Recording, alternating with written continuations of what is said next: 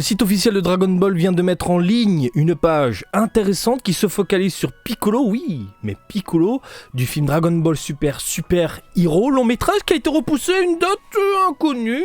On l'attend toujours, hein? Bordel, les hackers, vous nous embêtez. J'ai bien dit embêter, t'as vu, je reste un petit peu poli. Bref, je n'ai pas lu la traduction de l'espace et je suis sûr qu'on va rigoler tous ensemble. Apparemment, il y a de l'information. On va passer au gros plan. J'arrête de parler, tu me connais, Marty Japan, bisous. Hop, gros plan, ma gueule. Chronique Namek, enquête sur les informations Piccolo révélées à Anime Japan. Anime Japan, c'est un événement qui a eu lieu le 26 et 27 mars. Laisse-moi regarder le petit calendrier, c'est bien ça, le samedi et dimanche, 26 et 27 mars. Je n'ai pas pu m'y rendre, ça se passait à Odaiba, au Tokyo Big Sight. C'est un petit événement basique, hein. C'est pas non plus la grosse fête de l'espace, hein. Il y a 3 stands qui se battent en duel et puis voilà. Donc, let's go, on y va.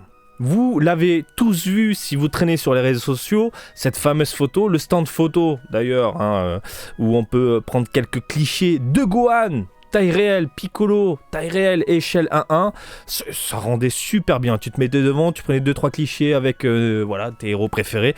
Je trouve ça mortel. Limite, tu te déplaces pour aller voir ça, c'est cool, je trouve. Il y avait aussi un stand centré sur les figurines. J'ai pas pu m'y rendre.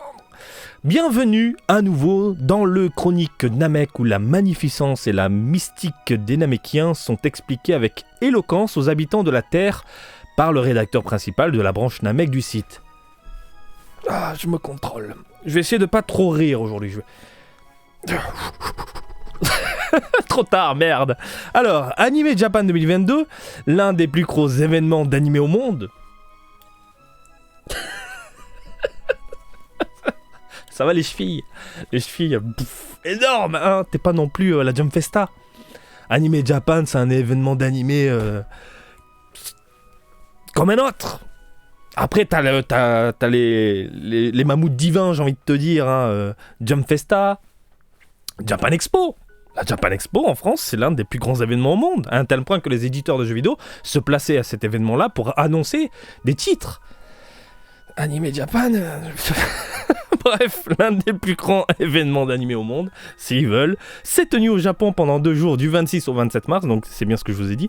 Pendant l'exposition, le stand de Toei Animation contenait une exposition spéciale intitulée Movie Press Reef Director Kodama, où les fans pouvaient découvrir divers éléments de la production Dragon Ball Super Hero, accompagnés des commentaires du réalisateur du film, Kodama. Dans cet article, nous allons parcourir les informations sur le film qui ont été publiées afin de vérifier ce que nous savons jusqu'à présent.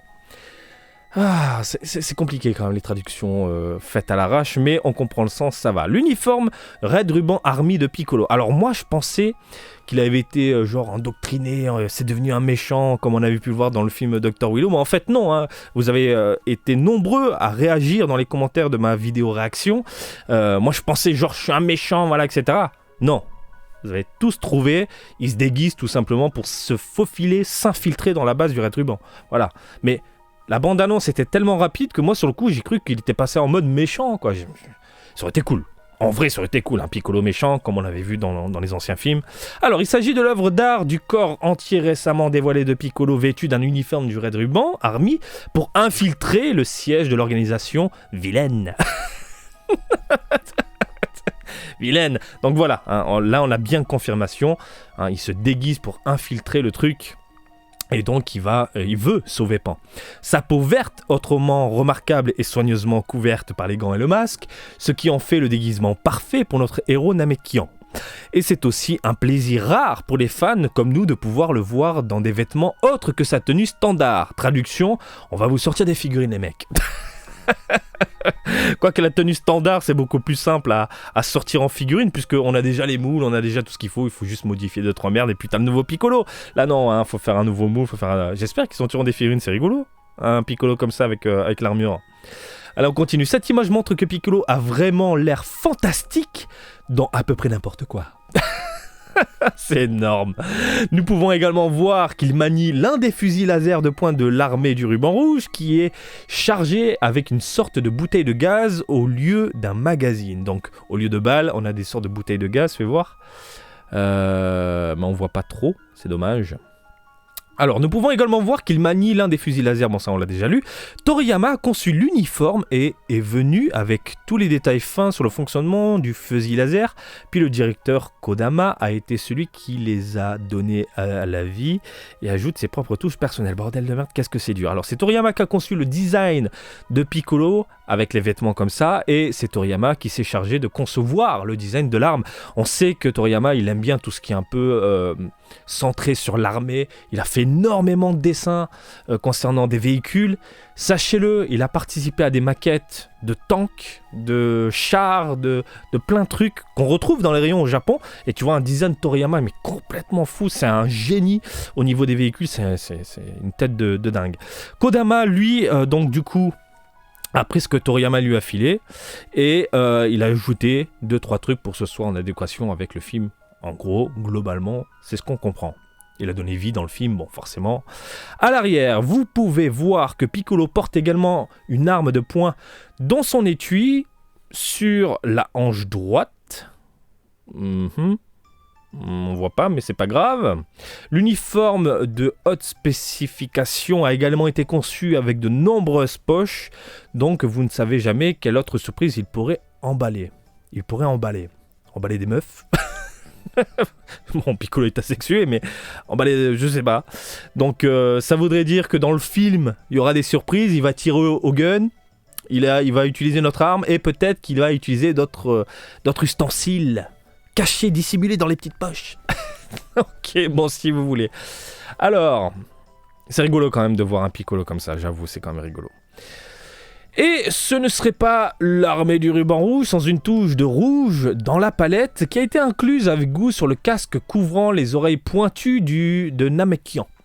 Il semble, ou Namekian, comme tu veux, mais je lis avec le français, enfin tu m'as compris. Il semble y avoir une autre variante de l'uniforme avec une casquette au lieu d'un casque, basée sur les autres grognements.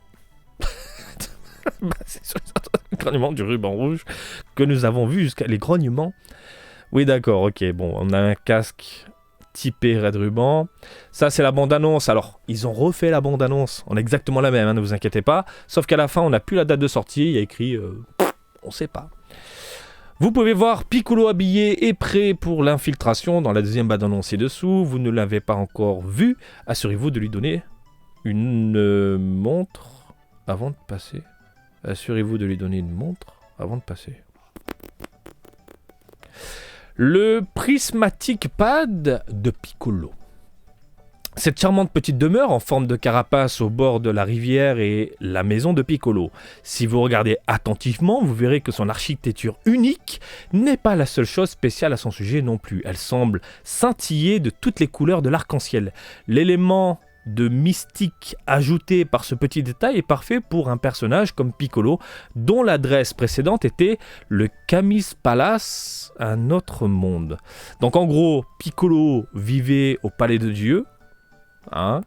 Maintenant, il a sa petite baraque. C'est vrai qu'il y a un petit effet arc-en-ciel, on peut le voir là. Donc j'imagine qu'une sorte des produits dérivés, on aura une petite texture laquée avec différents effets quand tu vas passer la lumière dessus. Ça peut être rigolo, voilà. Ouh, ça pète.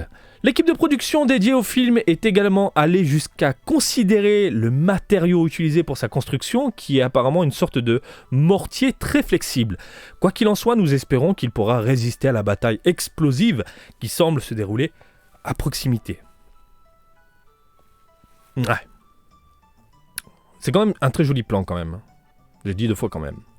Et là 3 fois.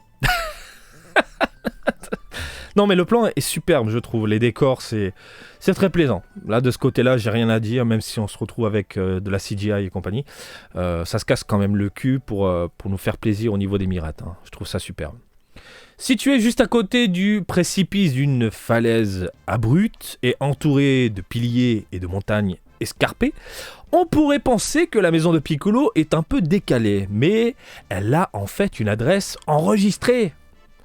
Il a été gardé hors du domaine public pour épargner à Piccolo la peine d'être assailli quotidiennement par des fans voraces comme nous, mais comme vous pouvez le voir, il y a une boîte aux lettres juste à côté de la porte. D'accord, la petite boîte aux lettres qui est juste là, SH Figuarts. Ah bah regardez, ils ont fait une sorte de maquette légèrement laquée. C'est ce que je vous disais du coup. Est-ce qu'ils vont la sortir ça? Ta machination me rend dingue parce que dans leur exposition, souvent ils mettent des petits décors et tu te poses la question de est-ce qu'ils vont le sortir ou non. Je me souviens d'un magnifique Shenron qu'ils n'ont jamais sorti mais qui était incroyablement beau. C'est vraiment dommage. Mais bon bref, donc il y a la petite boîte aux lettres. Il y a même une exposition spéciale à Anime Japan 2022 avec un modèle de la maison de Piccolo montrant juste ça. Le voir dans le monde réel a également servi à réaffirmer qu'à quel point le design est charmant. À quel point le design est charmant. C'est juste une boîte aux lettres les mecs. Le design de la boîte aux lettres, c'est fou. Un petit côté conique, bien droit, bien dur et rouge. Le bout est bien rouge. On parle toujours d'une boîte aux lettres, oui. Ils ont même accepté des lettres pour Piccolo de fans pendant l'événement et ont reçu un nombre écrasant de messages. Si vous n'avez pas pu vous rendre à l'événement vous-même, assurez-vous d'écrire votre lettre à Piccolo dans la section commentaires de cet article et dites-lui tout ce qui selon vous, le rend génial. On a fait le tour ? Oh, déjà ? C'est vrai que c'était marrant quand même. Il y avait une énorme boîte aux lettres. En fait, les personnes qui étaient sur place pouvaient tout simplement écrire un petit mot à Piccolo. On reste dans le jeu. Franchement, j'aurais fait un petit mot en français perso. J'aurais été sur place. Petit mot en français pour remercier un peu la Toei, les grandes boîtes de faire vivre Dragon Ball. Hein, même qu'on aime ou qu'on n'aime pas. Dragon Ball Super Heroes ou même le prochain film. Ça fait vivre Dragon Ball. Et les vieux de la vieille qui sont bloqués dans les années 90 sont tout de même contents d'avoir des figurines qui nous en mettent plein la gueule aujourd'hui. Et je parle de bonnes vieilles figurines, de design vieillot, moderne. T'arrives à me suivre ? Shenron, Polonga, Ozaru, Piccolo Daimao, le petit Goku, Tao Pai Pai, tout ça, c'est grâce à Dragon Ball Heroes, super, et le prochain film.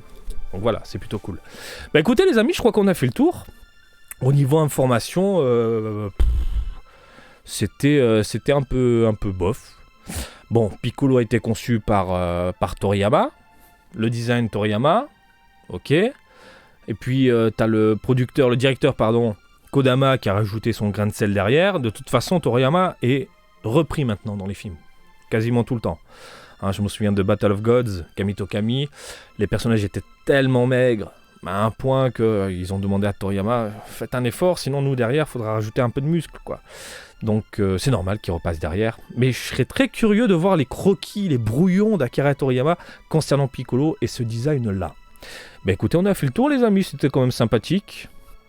J'espère qu'ils feront d'autres révélations, d'autres articles de ce genre. C'est plutôt cool à lire et partager ça avec vous.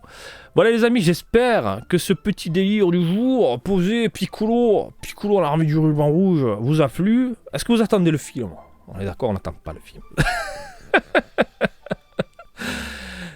C'est repoussé, on tire la gueule, mais on l'attend tout de même pas. J'irai le voir, mais on l'attend pas.